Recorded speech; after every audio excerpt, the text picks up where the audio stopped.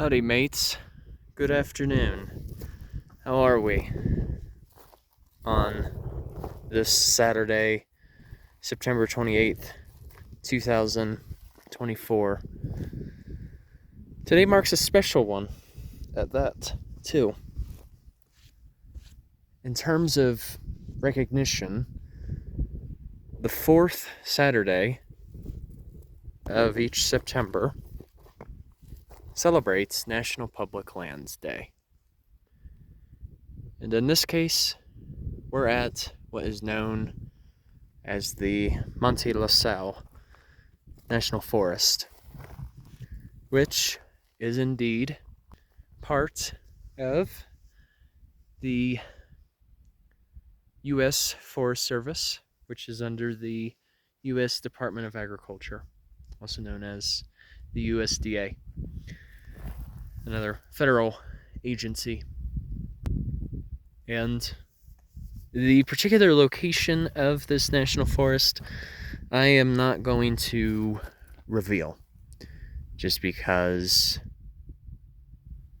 this is a very special spot that I had recently discovered, and it is very quiet over here. And so this is one of those locations that I'm going to keep a little more private, as it were. But it is within the Sal Mountains. This time of year, we're starting to notice that the leaves are changing color. Welcome to the fall season. Some of you may have wondered before, why and how is it that deciduous trees and their leaves change color? Well, simply put, the production of chlorophyll, which is the green pigment found in deciduous leaves, that pigment is responsible for the process of photosynthesis. Chlorophyll has the capability of trapping sunlight, and in that process is capable of producing sugars. It has a way of converting light into energy. However, once it reaches towards the autumnal equinox, which we just had about a week ago, the length of daytime decreases, and the days continue to get shorter until it hits winter solstice. So therefore, given that there's less daylight, there's really no need for chlorophyll to remain present in the leaves anymore.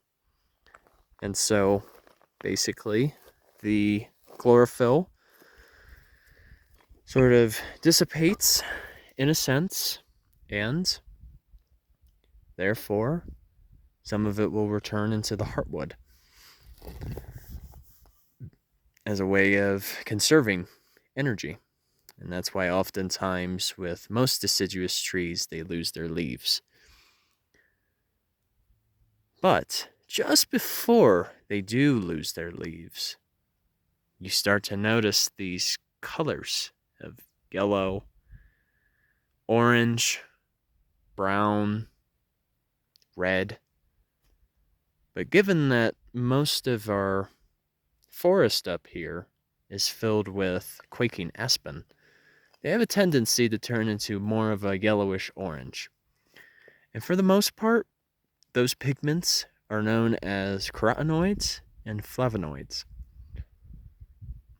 And basically, those pigments are always present in the leaf.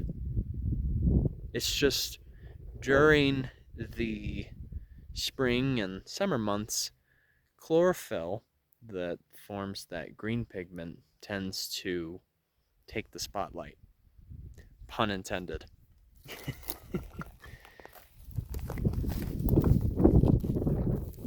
And that is essentially how we do have these colors. But we are seeing an example of an alpine environment. So just in front of us, we have what are known as Douglas fir, which is a type of gymnosperm, which basically means it's an evergreen tree and they produce cones for the most part. They're a common feature in some of the mountains of Utah as a whole. And they occur in patches, as you can tell. But then once you get a little higher in elevation, you'll start noticing that there's a little more grasses and shrubs. So really, up this way, we are looking at rice grass for the most part. You can tell some of their color has started to fade away for the same particular reason. But yeah, just this particular overlook. You know, you get to see the Sal Mountains, which are absolutely gorgeous today.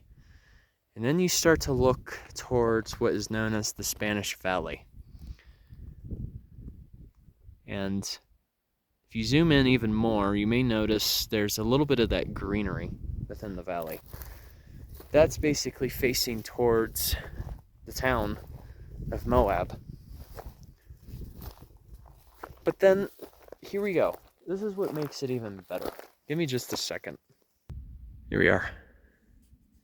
You can look down just a few hundred feet. You're seeing red rock country in essentially the Castle Valley. And way out there in the distance, you can kind of see it. Within that valley is the Colorado River.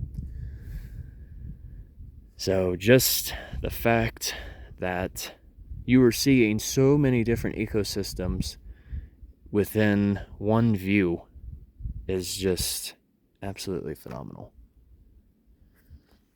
It tugs at my heart, to be honest with you.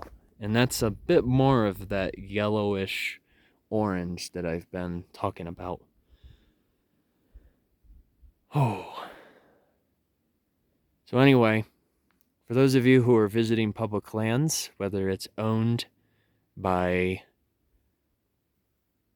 national parks, the U.S. Forest Service, the Bureau of Reclamation, or even the Bureau of Land Management, just remember to practice your leave no trace principles today. And also, look for any disturbance, whether it's litter, for example. Make the place look better than how you left it. All right, you guys, take care. Enjoy your weekend. And of course, Journey on a Journey is onwards. Take care, folks. See ya.